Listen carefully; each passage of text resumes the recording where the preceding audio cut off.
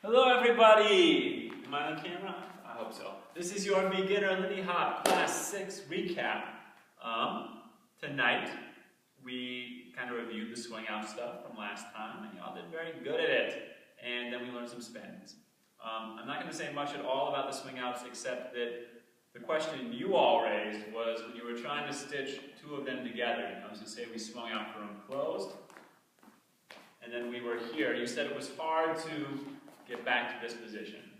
And the advice we gave you was that for the follows, really traveling far enough, fast enough, and in a continuous enough line that you passed your lead and got here so you could catch you in some connection build-up was important.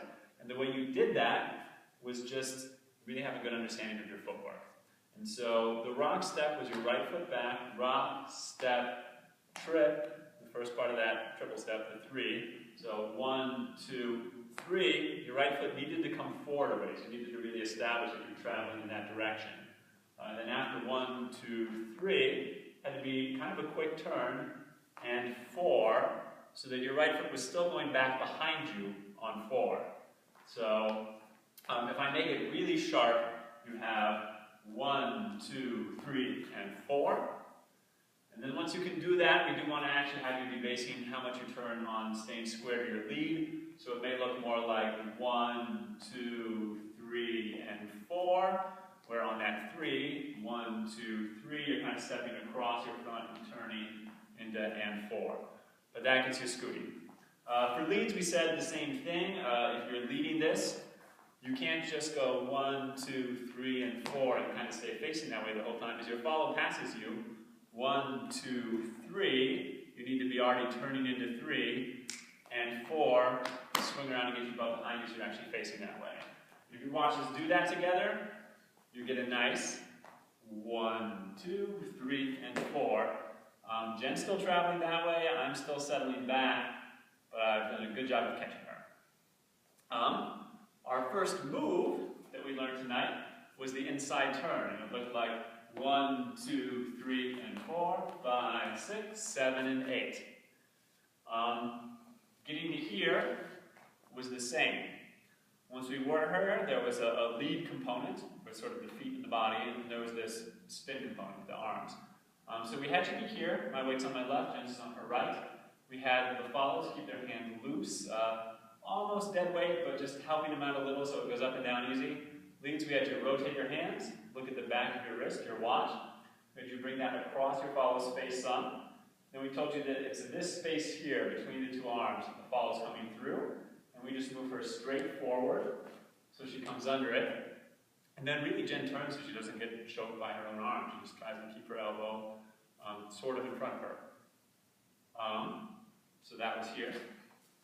The second component was when we are here with my weight on my left and Jen's weight on her right, I need to step straight back. So I'm not pivoting like we did in the swing out.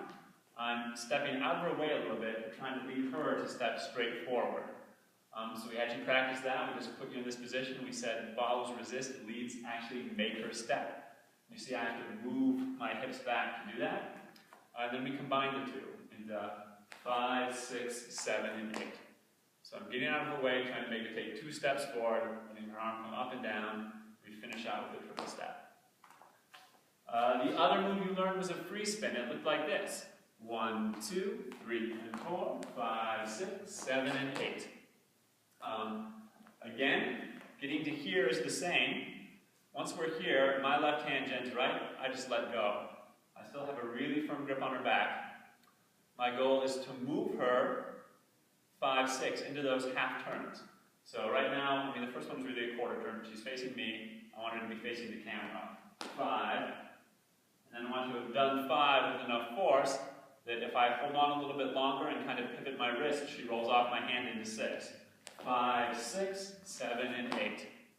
And if I don't catch her, she just keeps doing those half turns forever. But I do try to catch her, so I'm watching out for this arm. I'm reaching for the elbow, aiming for it so that I have some leeway. Here we go. 5, 6, 7, and 8. So you saw me catch her elbow and slide down. What Jen's doing as she's spinning is just keeping her hands out and available so they're there for me to catch. 5, 6, 7, and 8. And what makes that last triple step and triple step from the follow, the reason Jen just doesn't keep trying to go into another half turn is I caught her.